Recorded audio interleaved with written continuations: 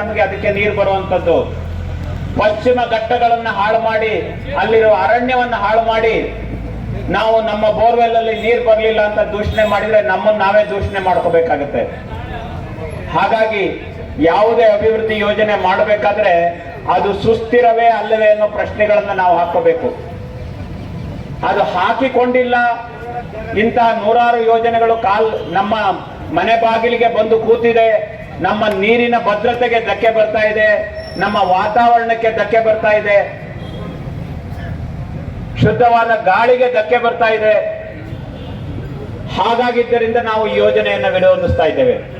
Sharavati pump storage ಯೋಜನೆ ಈಗ ನಮ್ಮ ಬಾಗಿಲಲ್ಲಿ ಕಾದು ನಿಂತಿರುವ 28 ಯೋಜನೆಗಳ ಒಂದು ಅಂಶ ಮಾತ್ರ.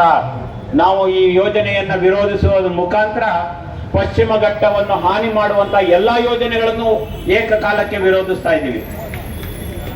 ಇದು ಒಂದೇ ಅಲ್ಲ, ನಾವು ಇದನ್ನು ವಿರೋಧಿಸದೇ ಇದ್ರೆ ಇದು ಒಂಥರ ಫ್ಲಡ್ ಗೇಟ್ ತೆಗೆದಾಗುತ್ತೆ. ಉಳಿದಿದ್ದ ಎಲ್ಲಾ ಯೋಜನೆಗಳು ಇದನ್ನ ಮಾಡಿದ್ರಿಂದ ಇನ್ನೊಂದು ಬರುತ್ತೆ, ಅದನ್ನು ಮಾಡಿದ್ರಿಂದ ಮತ್ತೊಂದು ಬರುತ್ತೆ. ಹಾಗಾಗಿ ನಾವು ಬುಡದಲ್ಲೇ ಈ ಯೋಜನೆಗಳನ್ನ ನಿಲ್ಲಿಸಬೇಕು. ಆಗಿದೆ ಹಾನಿ, ಪಶ್ಚಿಮ ಘಟ್ಟಗಳಿಗೆ ಈಗ ಸಾಕಷ್ಟು ಹಾನಿ ಆಗ್ಬಿಟ್ಟಿದೆ. ಸುಮಾರು 7-8 ದಶಕಗಳಲ್ಲಿ ನಡೆದಂತ ಹಲವಾರು ಅಭಿವೃದ್ಧಿ ಯೋಜನೆಗಳು ಆಗಿನ ವಿಜ್ಞಾನಿಗಳಿಗೆ, ಆಗಿನ ಯೋಜನಾ ಪ್ರವರ್ತಕರಿಗೆ ಅರಿವಿತ್ತೋ ಇಲ್ಲವೋ ಗೊತ್ತಿಲ್ಲ, ನಮ್ಮ ಅನುಕೂಲಕ್ಕಾಗಿ ನಾವು ಸಾಕಷ್ಟು ಹಾಳು ಮಾಡಿದ್ದೀವಿ. ಆದ್ರೆ ತಿದ್ದುಕೊಳ್ಳೋದು ನಡೆಯೋದು ಮಾನವನ ವಿವೇಕದ ಲಕ್ಷಣ. ಈಗಲೂ ತಿದ್ದುಕೊಳ್ಳಿಲ್ಲ ಅಂತಂದ್ರೆ